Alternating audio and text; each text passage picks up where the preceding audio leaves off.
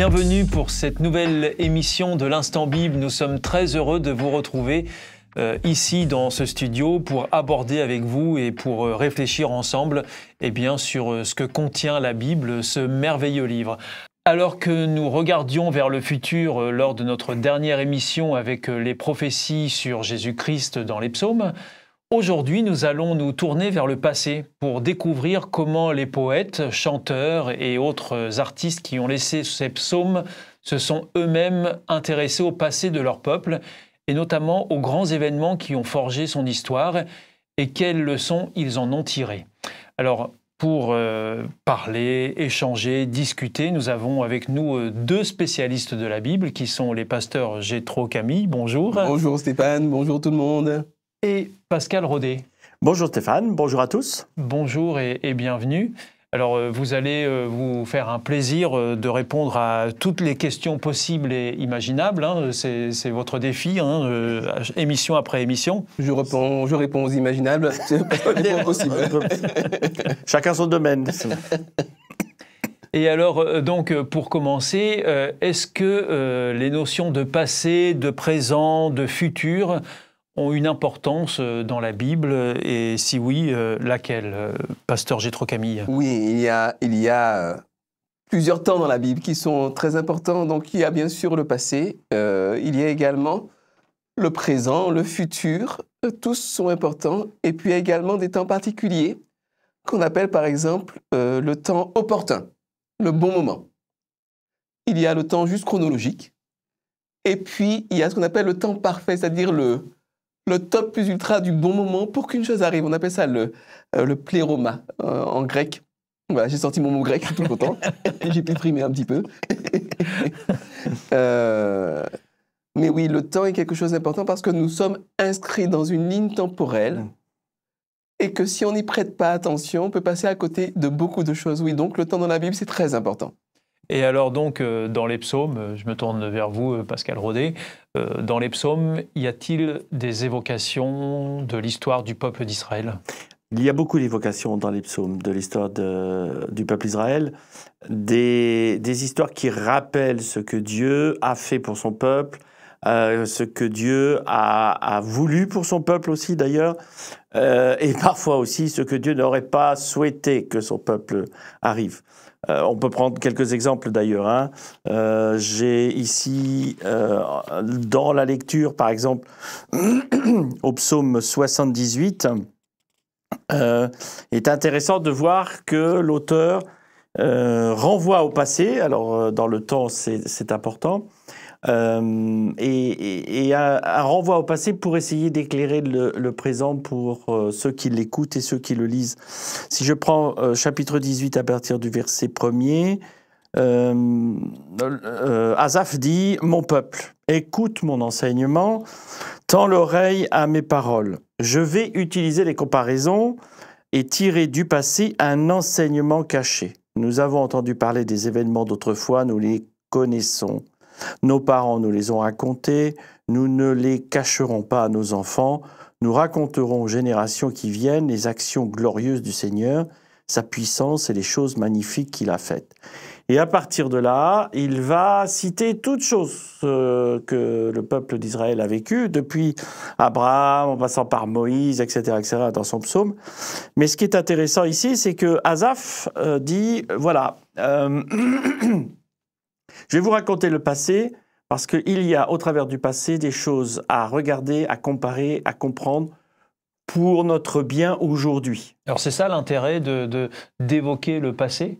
C'est entre autres. C'est de se mémorer les choses qui n'ont pas forcément bien fonctionné? Alors, pas que ça, aussi les choses qui ont bien fonctionné aussi. Mais il y a plusieurs enseignements à tirer là-dedans. La comparaison qu'il parle ici à Asaph, c'est de dire, voilà ce que Dieu a fait dans le passé pour nos pères. Et là, encore une fois, ça peut être de le côté positif comme le côté négatif. Principalement aussi le côté positif. Je prends un autre exemple hein, pour montrer. Le verset 12. En Égypte, dans la région de Soan, sous les yeux de leurs ancêtres, Dieu a fait une chose étonnante. Il a ouvert la mer pour les faire passer. Bon, c'est l'ouverture de la mer au temps de Moïse pour faire passer son peuple et pour sauver son peuple. Ça, c'est un fait, voilà, rappelez-vous. Et c'est pour Asaph, c'est important parce que souvenez-vous de ce que Dieu a fait. Dieu est grand et n'oubliez pas ça, même aujourd'hui, présentement. Parce que, pasteur Jétro Camille, ça veut dire que si on ne se remémore pas le passé, ça peut passer aux oubliettes, à la trappe, et puis le risque, c'est de recommencer sans cesse les mêmes erreurs. C'est très exactement ce que l'humanité fait dans la plupart des cas. Dans le psaume 106, c'est déjà reproché au peuple d'Israël. En Égypte, je suis au verset 7, « Nos ancêtres n'ont rien compris à tes actions magnifiques. Ils ont oublié tes nombreux bienfaits. Ils se sont révoltés. » Ou alors encore, « Nos ancêtres ont vite oublié ce que Dieu avait fait. Ils n'ont pas attendu qu'il réalise son projet. » Ou bien, souvent dans la Bible, on trouve des conseils du type « Souviens-toi que tu as été esclave toi aussi. Ne sois pas dur avec les esclaves. Souviens-toi que tu as été prisonnier. Sois bon vis-à-vis des prisonniers. » Donc, il y a des leçons à tirer du passé qui sont très précieuses pour éviter justement de reproduire les mêmes erreurs et les mêmes schémas. Jusqu'à maintenant, j'entends des Français mépriser certaines religions orientales en disant oui, ce sont des religions machistes, etc. Ils oublient que le droit de vote pour les femmes en France, c'est juste 1948 et que jusqu'à aujourd'hui, on n'a pas une femme présidente de la République, que la parité politique ou salariale n'existe pas encore en France. Et donc, quand on regarde tout l'historique, on est quand même peut-être moins enclin à donner des leçons. On est enclin également à voir quel a été le vecteur de progression que nous avons suivi et puis amplifier le mouvement pour continuer à améliorer les choses. Et alors, est-ce que malgré tout, ça ne comporte pas un risque de sans arrêt regarder dans le rétroviseur? Est-ce que quand je conduis et si je regarde tout le temps dans le rétroviseur, on sait ce qui va se passer si je ne regarde pas devant moi. Donc, est-ce qu'il n'y a pas un risque au fond? L'image du rétroviseur est une bonne image. L'image du rétroviseur, c'est pour regarder s'il n'y a pas un danger pour que moi j'arrive à rouler convenablement vers ma route, donc vers le futur. Ce n'est pas tout le temps regarder le rétroviseur pour soit être nostalgique du passé, oh là là, je quitte mon lieu, etc., etc., soit par peur qu'il nous arrive quelque chose derrière et qu'il faut absolument suivre la façon de ce que j'ai fait comme route dans le passé. Non, à un moment donné, il va y avoir un accident si je ne regarde pas devant moi. Donc oui, il y a des erreurs à ne pas commettre en regardant trop souvent le passé. Mais ça doit nous enseigner ce qui s'est passé, les conséquences dans un peuple, chez une personne, suite à une décision qu'il a prise ou qu'il n'a pas prise, selon la volonté de Dieu ou les commandements de Dieu, et qui, en effet, débouche sur quelque chose de négatif. Ne pas recommencer les erreurs. Voilà un peu, grosso modo, la raison d'être du passé. Et alors donc, voyez-vous des domaines dans lesquels ce serait nécessaire aujourd'hui de se souvenir du passé, dans notre monde notamment? Pasteur Jétro Camille? Eh bien, oui, j'ai quelque chose qui me vient par rapport à l'actualité, là, c'est la guerre. La guerre. Par exemple, en ce moment, il y a une guerre entre les Palestiniens, enfin pas les Palestiniens, pardon. Il y a une guerre entre une frange radicale des Palestiniens, moi je ne juge personne, mais en tout cas le Hamas, qui s'est comporté de manière terroriste ces derniers temps, de manière très évidente, et puis Israël. Ce qui est fascinant, c'est que quand on lit la Bible, on se rend compte que ça fait des millénaires que les Palestiniens philistiment, jusqu'à aujourd'hui on les appelle les Philistines. Et dans la Bible on les appelle comme ça, les Philistines, les Palestiniens. Et les Juifs se font la guerre, ça fait des millénaires, avec les mêmes cycles de vengeance, guerre perdue, guerre gagnée. La vengeance va générer de l'antagonisme va générer la haine, qui va générer des conflits, des attentats ou la guerre. Et puis voilà. Et encore aujourd'hui, en 2023, on est encore en plein dedans. Donc oui, si on pouvait apprendre du passé et se dire que la violence ne génère que la violence, et que si on ne propose pas d'alternative à moyen terme, on sera perdant de toute manière, ben on reproduit toujours les mêmes schémas. Et alors vous, à titre individuel, je vous pose la question à tous les deux, comment est-ce que vous intégrez cette notion du passé dans vos vies personnelles? Est-ce que ça change quelque chose de le faire? En tous les cas, pour moi, oui, dans le sens où à chaque décision que je prends, ou en tous les cas, soit pour moi personnellement, soit pour ma famille, soit même pour mon travail en tant que pasteur, je dois me remémorer un peu des similitudes ou en tous les cas des sujets qui pourraient avoir déjà été vécus pour appréhender la suite. C'est ça, quand on a vécu une vie, on dit que quand on est un peu plus vieux, on est sage. C'est ce qu'on dit. Mais comme, suite à ce que dit Jétro, visiblement, ça n'aide pas tout le monde. Pas toujours. Pas toujours. Mais c'est parce que quand on est un peu plus vieux, ben voilà, on a plus d'expérience, on a plus de passé dans nos décisions et donc on sait mesurer les choses.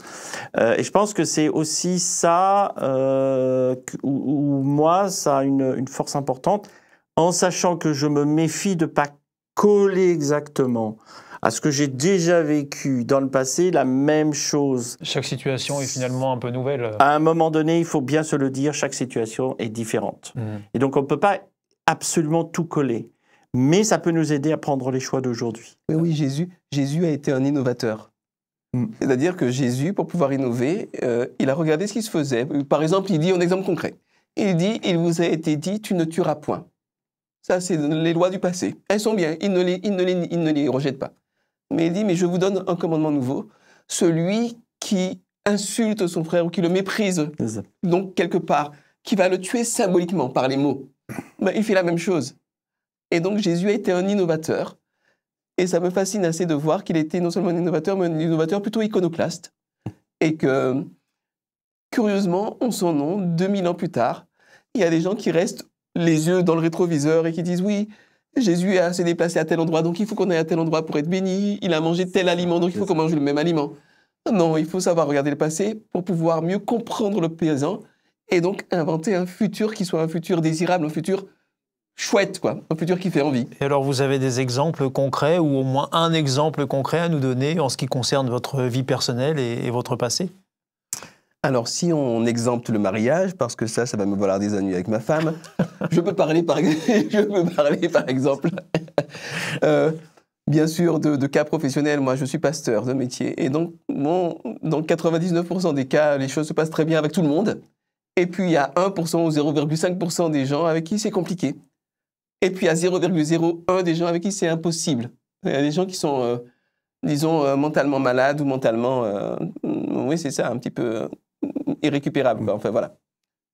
C'est pas très pastoral comme manière de donner les choses, mais enfin, dans la réalité, c'est ça. Il y a des gens qui sont impossibles, quoi.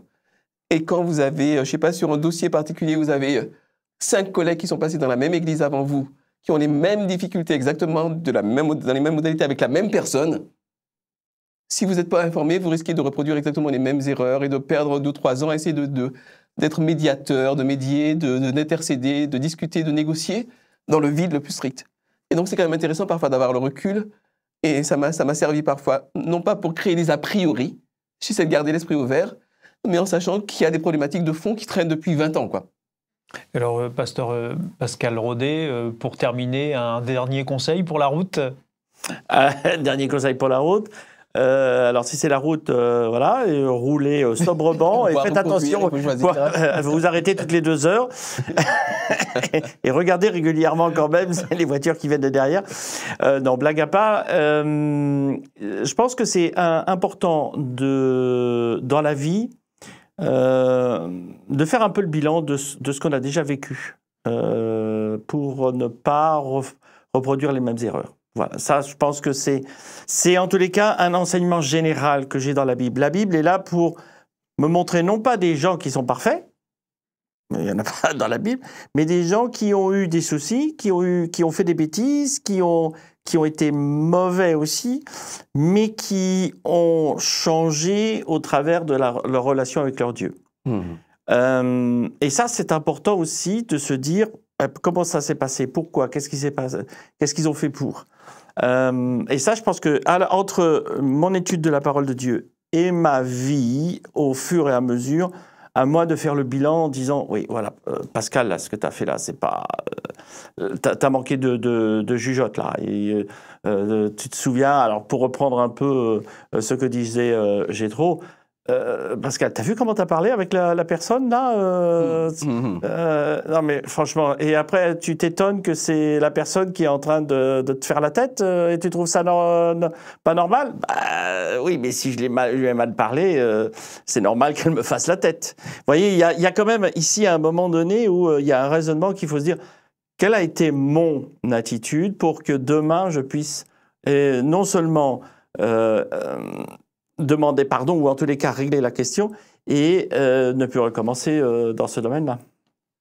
Alors, eh bien, vous l'aurez compris, cette émission nous a encouragés à ne jamais oublier le futur que Dieu promet à l'humanité et regarder de temps à autre vers le passé afin de construire un présent qui soit équilibré et équilibrant pour ceux qui sont autour de nous. C'est tout le bien qu'on vous souhaite à vous qui nous suivez régulièrement et nous vous en remercions chaleureusement. Pascal Rodet, merci beaucoup pour ce temps que vous avez pris et ces échanges que vous avez apportés dans cette émission. Jétro Camille, de même, merci beaucoup pour votre participation très régulière à l'Instant Bible. Merci Stéphane. On se retrouve très bientôt, j'espère. Et on se retrouve aussi à très bientôt pour un nouvel Instant Bible. À bientôt, au revoir.